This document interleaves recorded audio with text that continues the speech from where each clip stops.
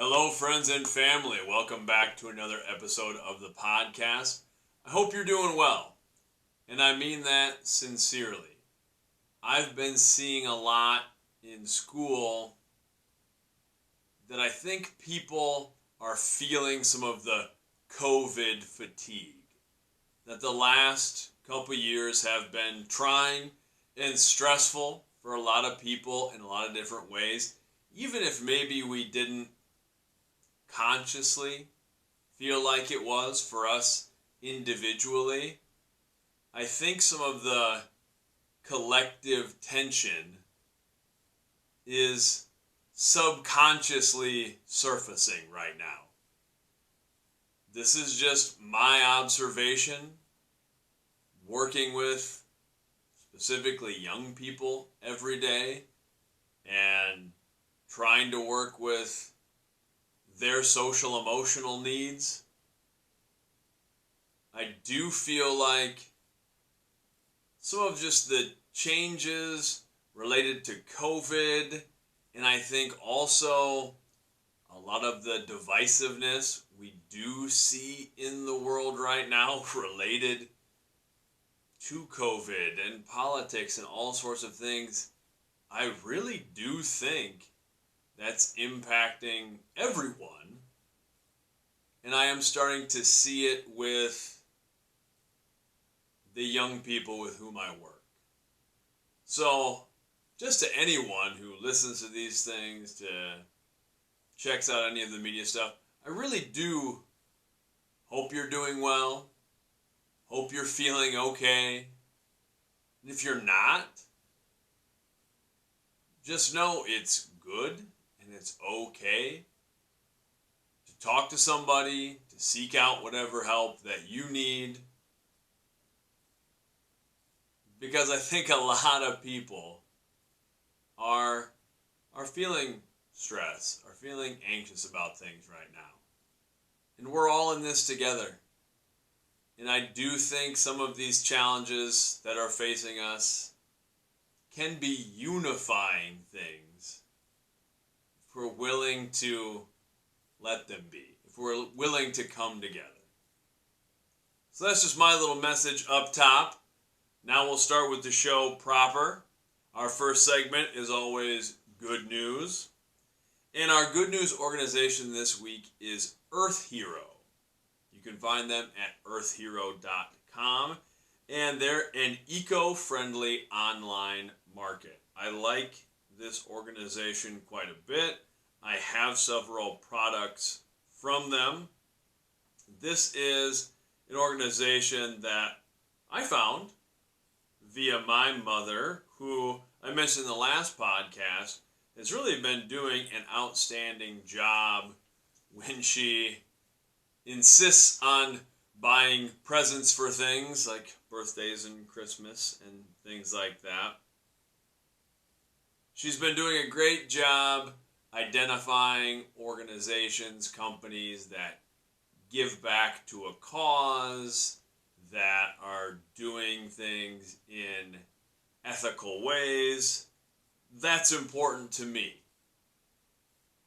I've mentioned several times, I sometimes struggle with consumerism, and I'm certainly not perfect. I could be much better, but I'm always trying to get a little bit better, being aware about where my products are coming from, who's making them, where the money is going. So I really like products that are funding positive things that I think are important. And EarthHero definitely falls into that category. They were founded by CEO Ryan Lewis, who is a guy who left a more traditional business world to pursue his passion for environmental sustainability. And really their goal with EarthHero is to make sustainable shopping the norm, to try to cut out some of the waste, of which we have a lot, in our regular commercial buying experience. And they have a lot of products that are geared toward that. I think some of the things I specifically have from them, I have a hand soap that I like quite a bit that my mom had gotten for me.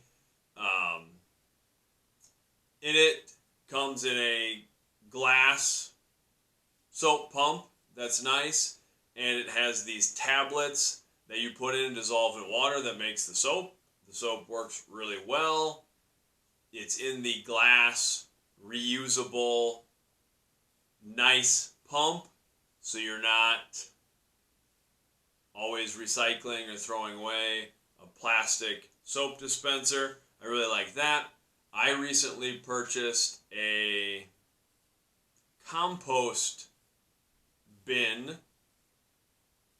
I don't know if I call it a compost bin, a compost collection thing that I can throw on our prep table in our kitchen and throw scraps in there to take out to our compost pile that my kids and I just built a outdoor kind of container area just to sort of partition off some compost. We made it out of some old pallets.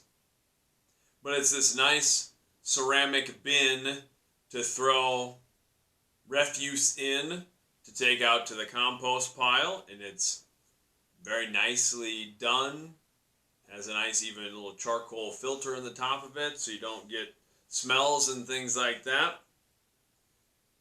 So a lot of their products have to do with sustainability. I know there's metal straws and different things like that. They also have reading materials about how to live more sustainably. They have things for composting. They have cleaning supplies that are more eco-friendly. They have shopping bags and things like that. Just things that are trying to eliminate some of the waste or minimize some of the waste from what has become our standard shopping, consuming experience. So if you're into that sort of thing, or if you just want some quality products that go to a good cause, check out EarthHero.com. I even just like that soap dispenser. It's kind of nice. It looks kind of classy having a nice glass solid soap dispenser. That is the thing with some of this more sustainable shopping. We might spend a little more on the front end for some of these products, but I like that. I would rather spend a little bit more on the front end and have something that I like, that looks classy. I like the feel of it. And I do feel a little bit better about I'm not always wasting these containers. I'm using something again and again. I think I have some other product from them too. I think my mom has got me different things, or I know she's gotten me gift cards for your EarthHero for different things, and that is always appreciated. So check them out.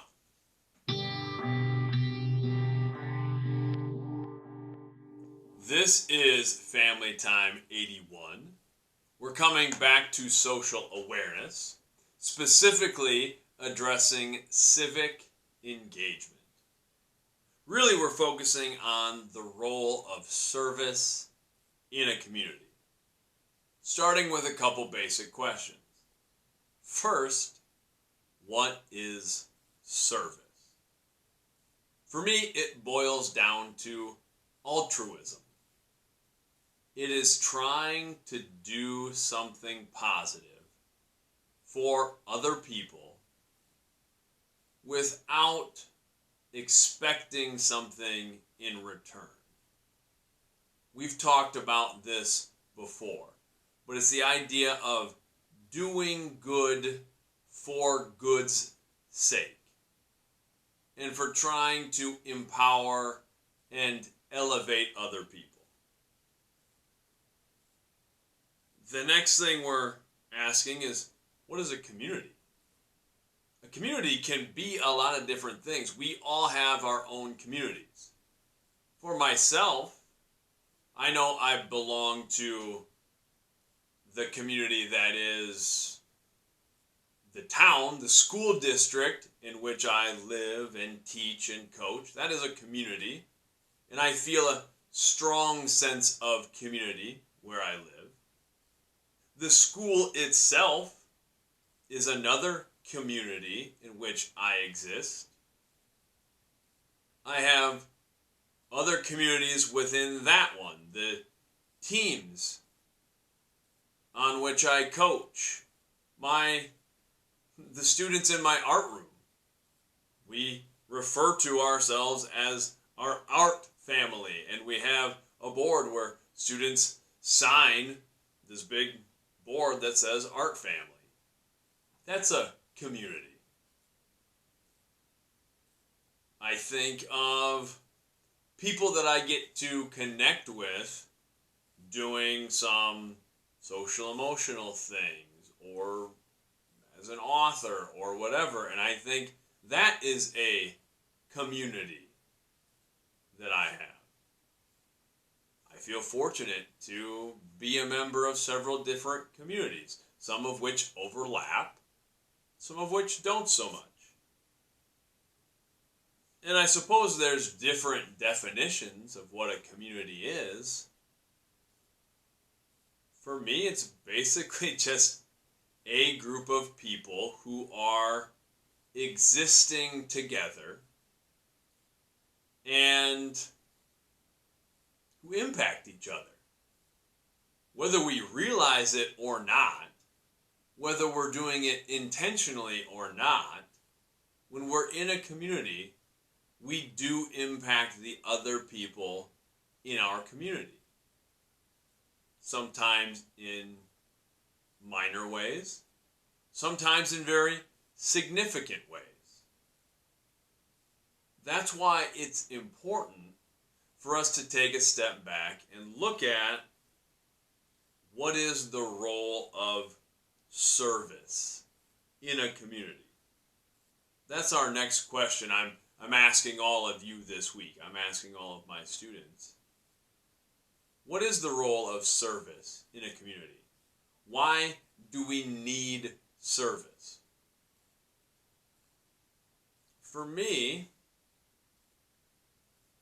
that's kind of the best part of a community, is we feel this attachment, we feel a bit of a responsibility for the other people in the community.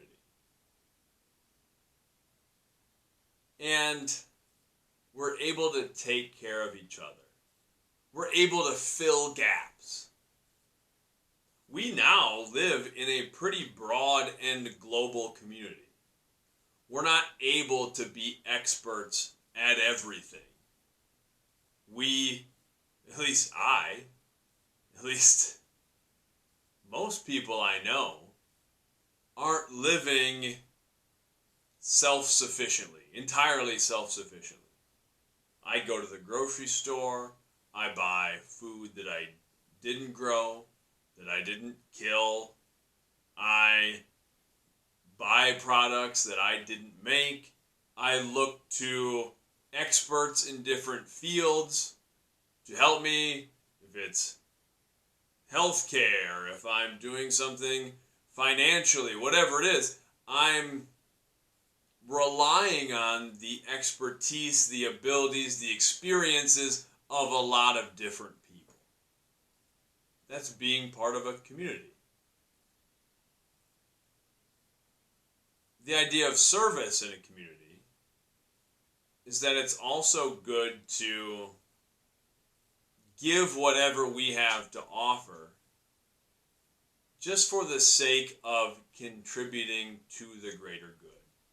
And we've talked about the greater good before. The idea that the high tide raises all ships. That if we can make our community better, it lifts everything up.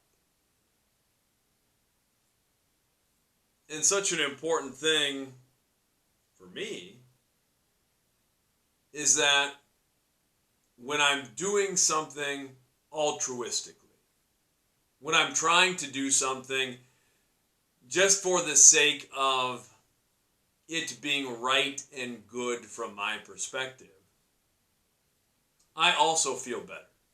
I get something out of that.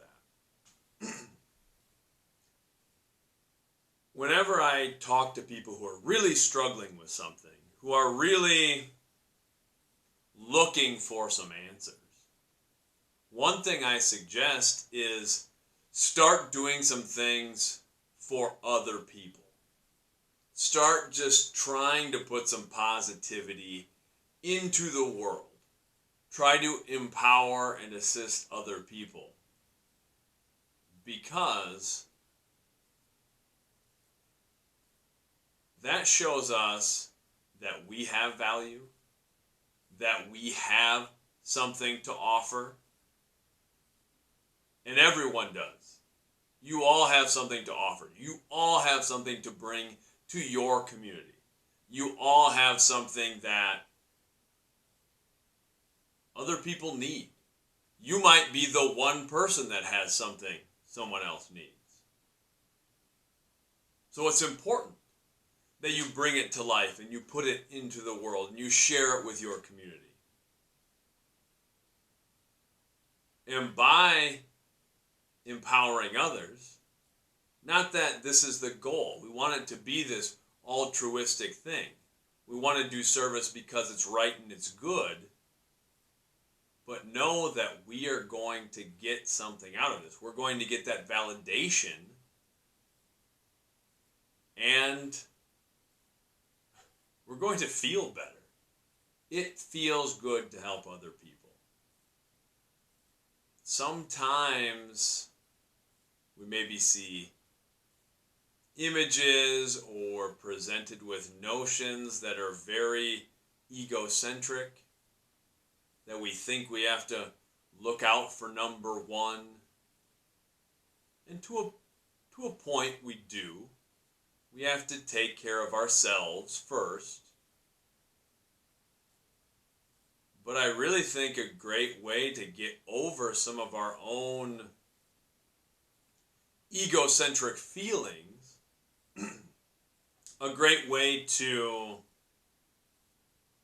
get out of our own heads when we're feeling down, when we're looking for purpose, when we're trying to find the right path, is to just start doing good for others.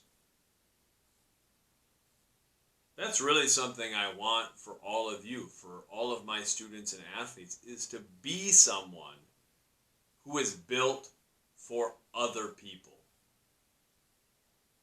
who is contributing and doing good and supporting your community however you want to frame your community. I've referenced this many times.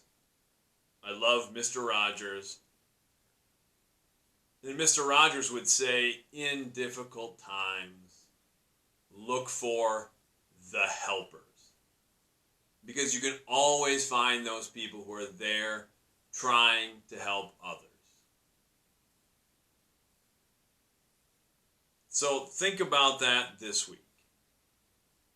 What is service? What is a community? What are the communities in your life? And how can service play an important role in a community and in society?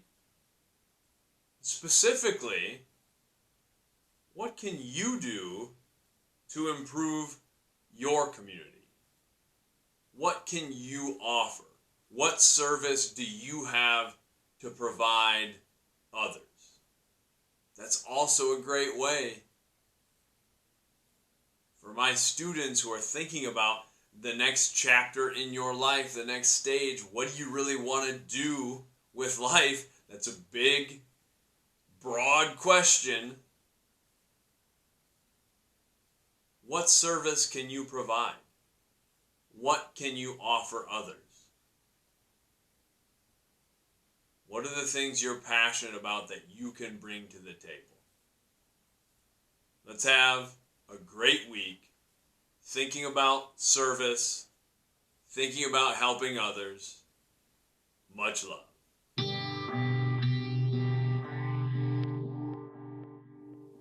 My blog post for this week is titled, You Know. I just got thinking about how often we use that little filler phrase. I try to be an effective communicator. And I honestly don't listen to a lot of the things I record, the podcasts and stuff. I don't particularly like listening to the sound of my own voice, and then I get a little nitpicky when I stumble over words and I pronounce things incorrectly and stuff like that. So I don't like listening to these sorts of things. I will a little bit here and there just as I'm checking audio or editing things. But I try to pay attention to how I speak. I don't know that I am a real great communicator, but I'm always trying to be a little bit better because of the roles that I fill as a teacher, as a coach, even as a parent, as a friend. I want to be an effective communicator in all of those areas of my life. And in these things that I do, the media stuff and the social emotional stuff, it's important to communicate effectively. One thing that I try to focus on is not using a lot of filler. I still do. I'll say and The one that I use the most is probably saying, you know. I try to take note of those things. And I try not to use the phrase, you know, that frequently, because it is this filler phrase that doesn't mean much of anything. We just throw it in while we're speaking to fill gaps. A lot of people do. I try to take note of how other people speak as well. People who I think are effective communicators. I like to listen to podcasts and things like that. And I try to make little mental notes about things I think are effective and things that are less effective or things that I don't want to emulate so much. And one that I'm trying to work on with myself is not saying, you know, so frequently. That got me thinking about why is it you know? Why has that become the phrase that has snuck into our dialogue, into our everyday speech? I hear it all the time. If you take a little time to listen for it, maybe don't try to listen too closely to this podcast stuff, because I'm sure you can pick out all sorts of things that are filler and not real great, and I know I repeat myself and I sort of have a slow stop-start way of talking. But when I was thinking of why do we use the phrase you know, because it could be anything, a filler phrase, but you know has become this fairly universal thing. I don't know if it is in other languages. That would be interesting. I should ask some people who speak different languages if that pops up. But in English, at least where I'm from, you know is said a lot. And I've heard it on a lot of different podcasts from a lot of people all over as well.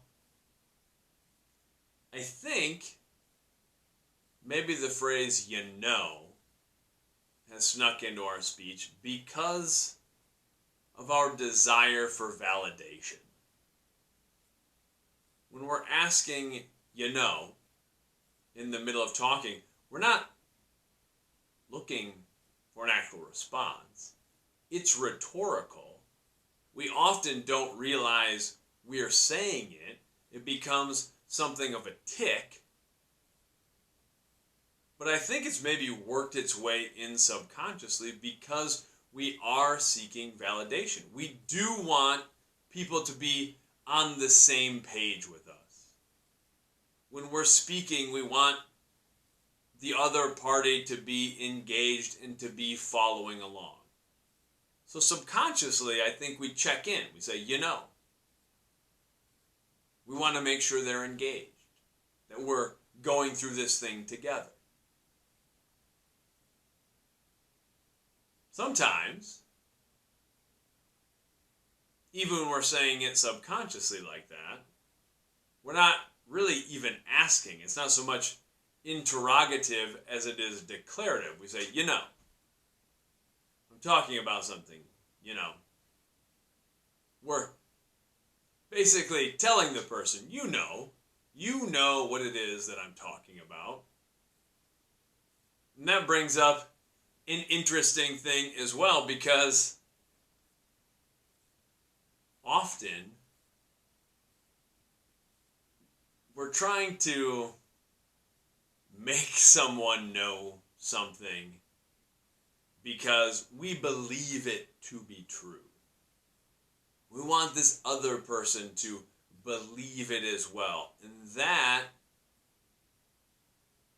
validates our idea. That validates our belief.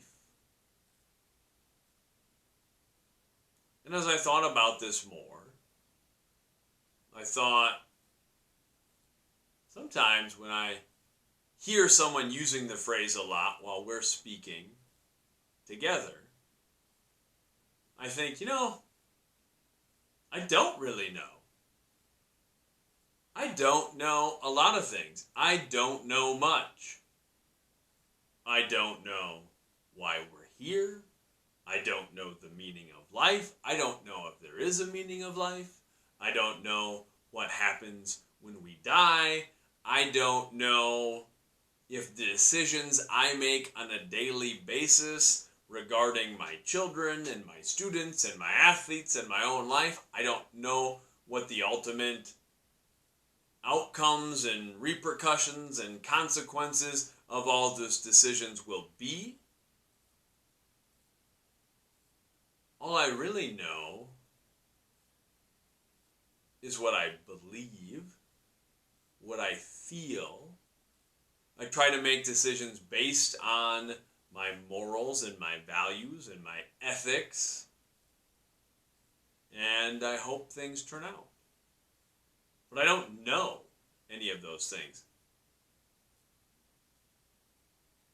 I think sometimes we get caught up in not knowing. It's hard to really know things. And sometimes we're seeking that validation because we really want to know. Whatever it is we think and feel and believe, we want to know that's right. We want to know it's true.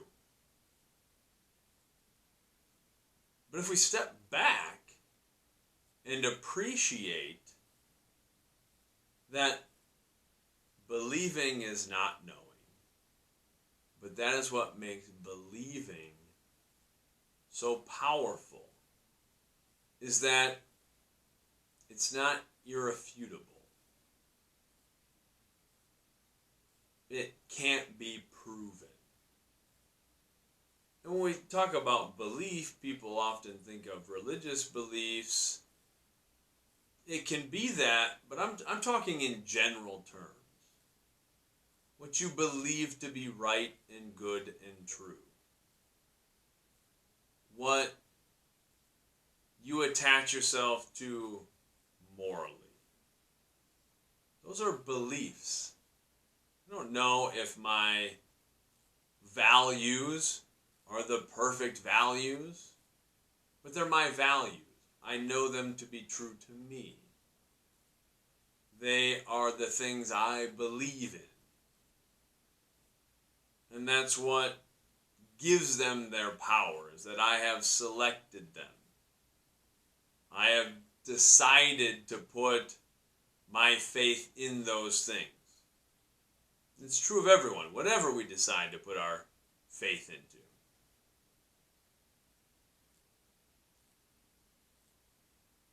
I think that's why we're often asking, or saying,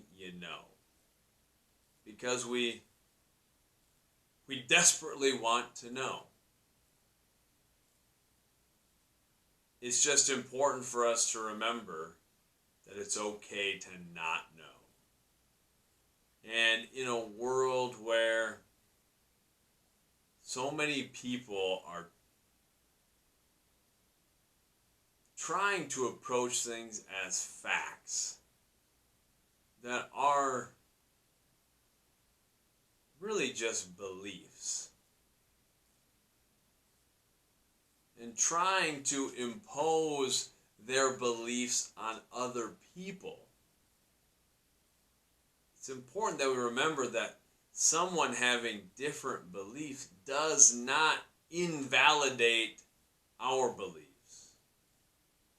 In fact, if we're willing to listen to other people's beliefs and learn about them and approach them with an open mind, it should, in the best cases, help us reaffirm our own beliefs.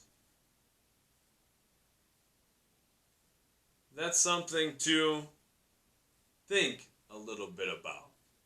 That's where my mind was when I was thinking about the phrase,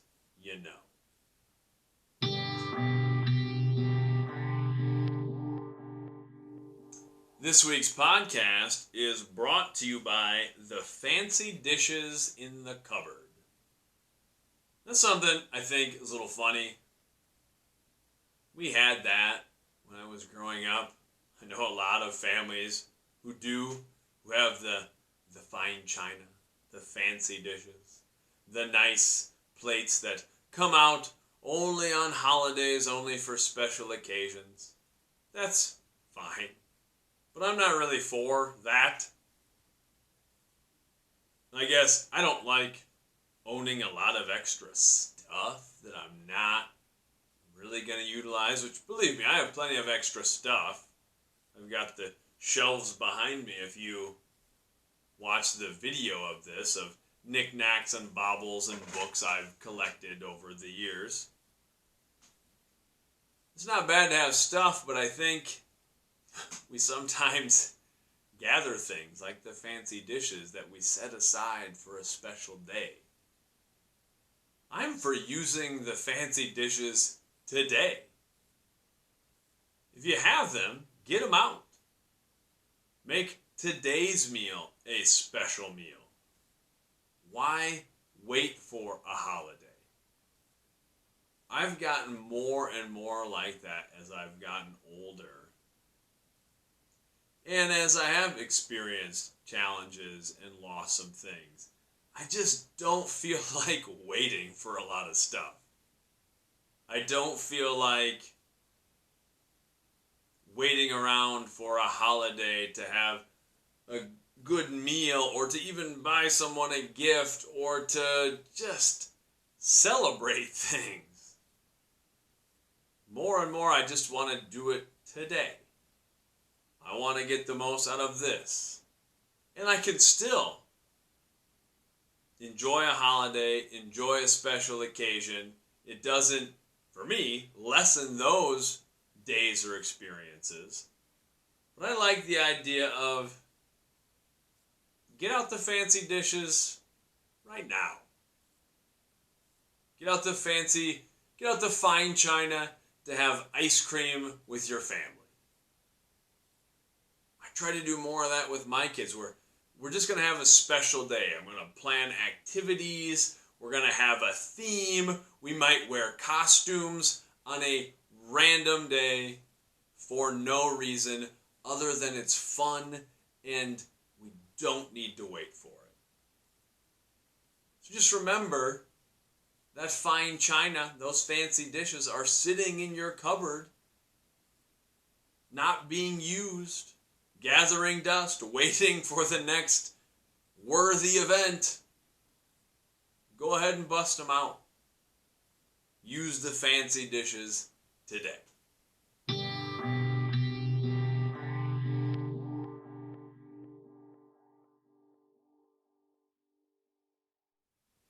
Now from me to you, we talked about civic engagement today.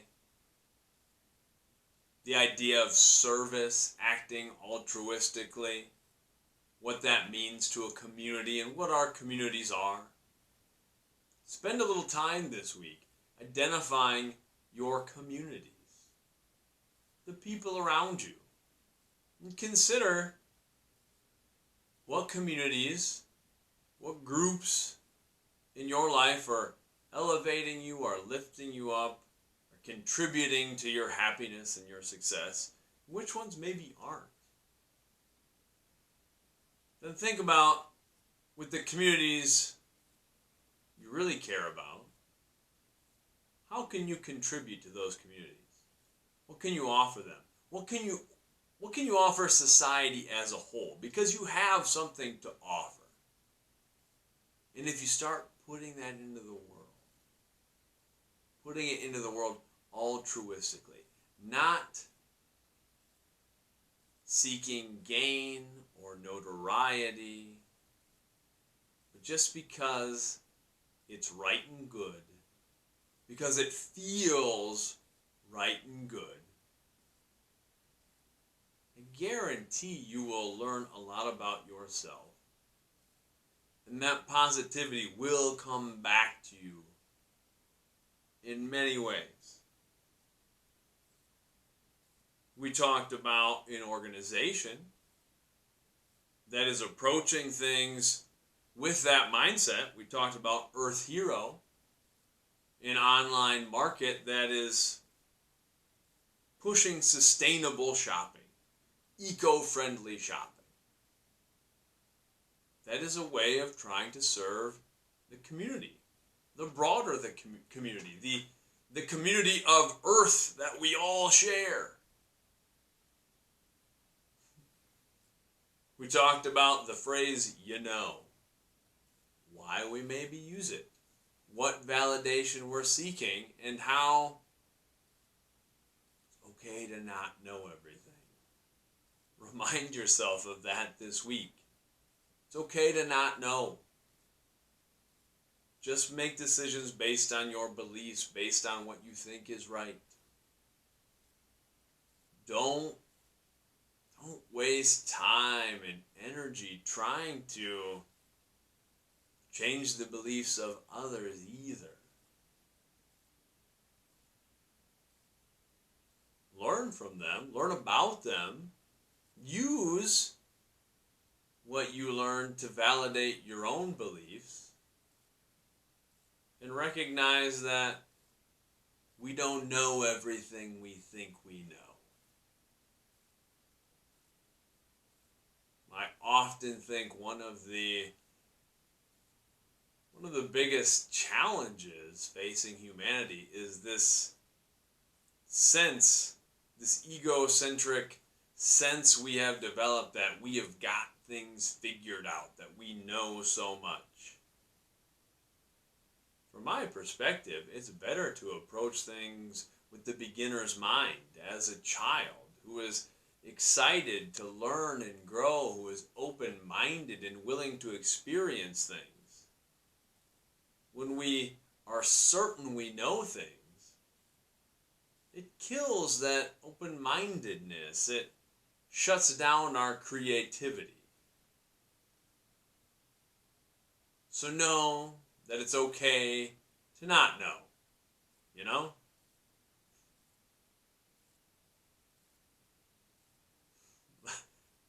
For our sponsor, we talked about fancy dishes. The fancy dishes that sit in our cupboard. Whatever the fancy dishes are in your life. It doesn't need to be a dish. It doesn't need to be a plate or a bowl or a cup or a nice piece of silverware. Whatever things you have in your life that are sitting around waiting for some special moment, some special event, get them out. use them now. I used to be so much more precious about things, about everything. I wouldn't want to wear my favorite shirt because I didn't want to wear it out. Silly. It's my favorite shirt. Now I want to wear it out because it's my favorite. I want to wear it all the time. I would be precious about things I would do creatively. I wouldn't necessarily want to write something because I thought maybe this will be my only big idea, and if I don't get it totally right, it's going to be a waste, and I'm not going to have another idea. Now I burn them. If I've got a thought, I want to write about it and create something about it, do a piece of art about it right now, in the here and now, to get it out and to give it life. Because I don't want to wait. I don't want to wait for the right day, the right moment, the special occasion. Now is the time. Now is the special occasion because it is what we have. Think about those things this week. As always, feel free to reach out, touch base, LukeNielsen.com, Luke Nielsen Media at Gmail, Luke Nielsen Media on pretty much all the socials and wherever you listen to podcasts and check this stuff out. Feel free to reach out, say hey, comment on any of the stuff we've been talking about. I appreciate all of you. I genuinely hope you're doing well. Until next time, love yourself, love each other, love the fight.